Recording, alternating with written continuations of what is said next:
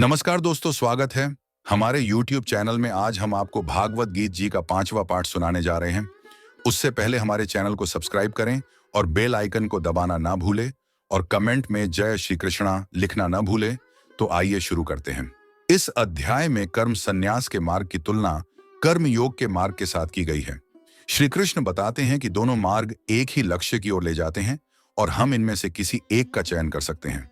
लेकिन कर्म का त्याग तब तक पूर्ण रूप से नहीं किया जा सकता जब तक मन पूर्णतः शुद्ध न हो जाए, और मन की शुद्धि भक्ति के साथ कर्म करने से प्राप्त होती है। इसलिए कर्म योग बहुसंख्यक लोगों के लिए उपयुक्त विकल्प है।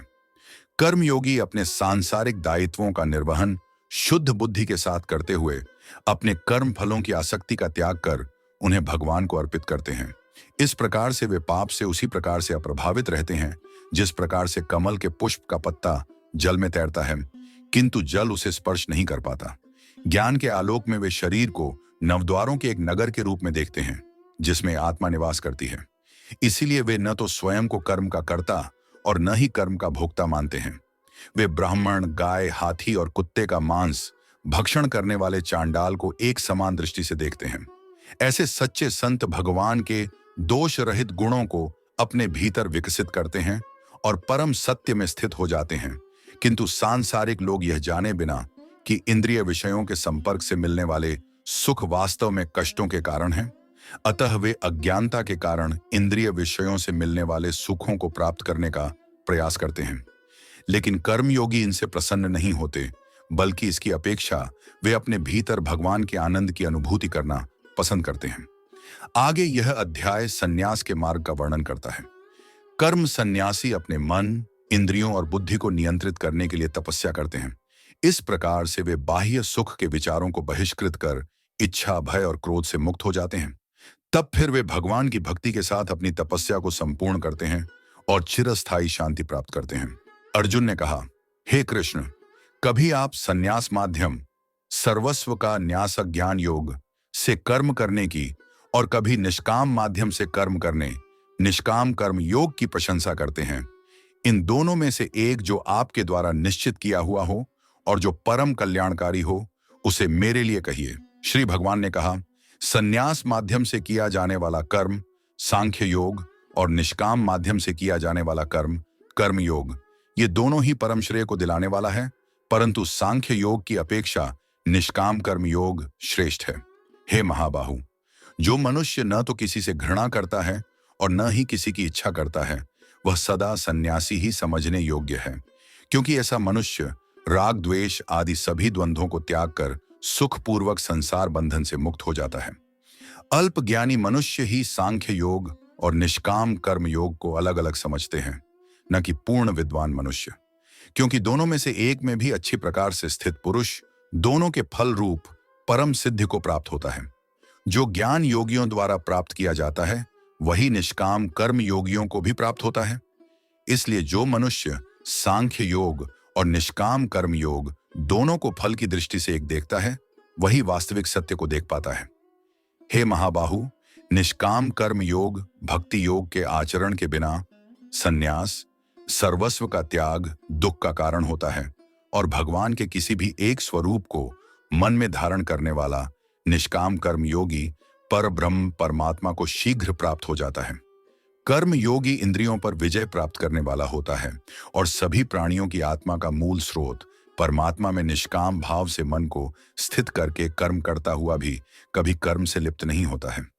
कर्म योगी परम तत्व परमात्मा की अनुभूति करके दिव्य चेतना में स्थित होकर देखता हुआ, सुनता हुआ, स्पर्श करता हुआ, सूंघता हुआ, भोजन करता हुआ, चलता हुआ, सोता हुआ, श्वास लेता हुआ, इस प्रकार यही सोचता है कि मैं कुछ भी नहीं करता हूं।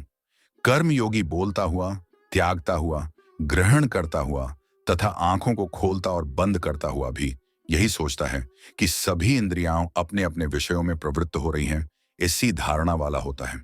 कर्म योगी सभी कर्म फलों को परमात्मा को समर्पित करके निष्काम भाव से कर्म करता है तो उसको पाप कर्म कभी स्पर्श नहीं कर पाते हैं।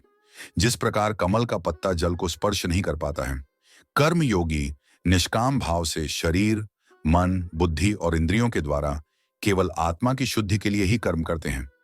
कर्म योगी सभी कर्म के फलों का त्याग करके परम शांति को प्राप्त होता है, और जो योग में स्थित नहीं, वह कर्म फल को भोगने की इच्छा के कारण कर्म फल में आसक्त होकर बंध जाता है। शरीर में स्थित जीवात्मा मन से समस्त कर्मों का परित्याग करके वह न तो कुछ करता है और न ही कुछ करवाता है। तब वह 9 द्वारों वाले नगर स्थूल शरीर में आनंद पूर्वक आत्मस्वरूप में स्थित रहता है। शरीर में स्थित जीवात्मा देह का कर्ता न होने के कारण इस लोक में उसके द्वारा न तो कर्म उत्पन्न होते हैं और न ही कर्म फलों से कोई संबंध रहता है, बल्कि यह सब प्रकृति के गुणों के द्वारा ही किए जाते हैं। शरीर में स्थित परमात्मा न तो किसी के पाप कर्म को और न ही किसी के पुण्य कर्म को ग्रहण करता है, किंतु जीवात्मा मोह से ग्रसित होने के कारण परमात्मा जीव के वास्तविक ज्ञान को आच्छादित किए रहता है।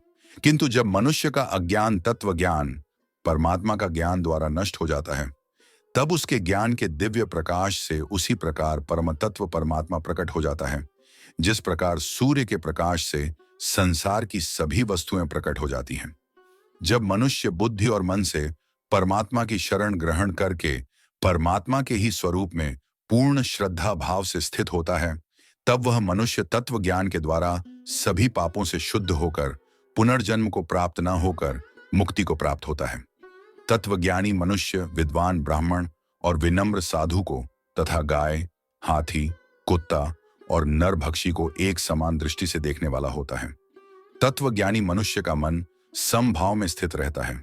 उसके द्वारा जन्म मृत्यु के बंधन रूपी संसार जीत लिया जाता है, क्योंकि वह ब्रह्म के समान निर्दोष होता है और सदा परमात्मा में ही स्थित रहता है। तत्वज्ञानी मनुष्य न तो कभी किसी भी प्रिय वस्तु को पाकर हर्षित है और न ही अप्रिय वस्तु को पाकर विचलित होता है। ऐसा स्थिर बुद्धि मोह रहित ब्रह्म को जानने वाला सदा परमात्मा में ही स्थित रहता है। तत्वज्ञानी मनुष्य बाहरी इंद्रियों के सुख को नहीं भोगता है, बल्कि सदैव अपनी ही आत्मा में रमण करके सुख का अनुभव करता है। ऐसा मनुष्य निरंतर पर ब्रह्म परमात्मा में स्थित होकर असीम आनंद को भोगता है। हे कुंती पुत्र अर्जुन, इंद्रियों और इंद्रिय विषयों के स्पर्श से उत्पन्न कभी तृप्त न होने वाले यह भोग प्रारंभ में सुख देने वाले होते हैं और अंत में निश्चित रूप से दुख योनि के कारण होते हैं। इसी कारण तत्वज्ञानी कभी भी इंद्रिय सुख नहीं भोगता है। जो मनुष्य शरीर का अंत होने से पहले ही काम और क्रोध से उत्पन्न होने वाले वेग को सहन करने में समर्थ हो जाता है, वही मनुष्य योगी है और वही इस संसार में सुखी रह सकता है। जो मनुष्य अपनी आत्मा में ही सुख चाहने वाला होता है और अपने मन को अपनी ही आत्मा में स्थिर रखने वाला होता है, जो आत्मा में ही ज्ञान प्राप्त करने वाला होता है, वही मनुष्य योगी है और वही ब्रह्म के साथ एक होकर पर ब्रह्म परमात्मा को प्राप्त होता है। जिनके सभी पाप और सभी प्रकार दुविधाएं ब्रह्म का स्पर्श करके मिट गई हैं, जो समस्त प्राणियों के कल्याण में लगे रहते हैं, वही ब्रह्म ज्ञानी मनुष्य मन को आत्मा में स्थित करके परम शांति स्वरूप परमात्मा को प्राप्त करके मुक्त हो जाते हैं। सभी सांसारिक इच्छाओं और क्रोध से पूर्ण रूप से मुक्त स्वरूप सिद्ध आत्मज्ञानी आत्म संयमी योगी को सभी ओर से प्राप्त परम शांति स्वरूप पर ब्रह्म परमात्मा ही होता है। सभी इंद्रिय विषयों का चिंतन बाहर ही त्याग कर और आंखों की दृष्टि को भुवों के मध्य में केंद्रित करके प्राण वायु और अपान वायु की गति नासिका के अंदर और बाहर सम करके मन सहित इंद्रियों और बुद्धि को वश में करके मोक्ष के लिए तत्पर इच्छा, भय और क्रोध से रहित हुआ योगी सदैव मुक्त ही रहता है। ऐसा मुक्त पुरुष मुझे सभी यज्ञों और तपस्याओं को भोगने वाला, सभी लोकों और देवताओं का परमेश्वर तथा संपूर्ण जीवों पर उपकार करने वाला परम दयालु एवं हितैषी जानकर परम शांति को प्राप्त होता है। इस प्रकार उपनिषद, ब्रह्म विद्या तथा योग शास्त्र रूप श्रीमद् भगवद गीता के श्री कृष्ण अर्जुन संवाद में कर्म सांख्य योग नाम का 5वां अध्याय संपूर्ण हुआ। यदि आपको पाठ पसंद आया हो तो जड़ी से जड़ी शेयर करें और ऐसी तरह आगे भी पाठ सुनने के लिए हमारे चैनल को सब्सक्राइब करना ना भूलें। धन्यवाद।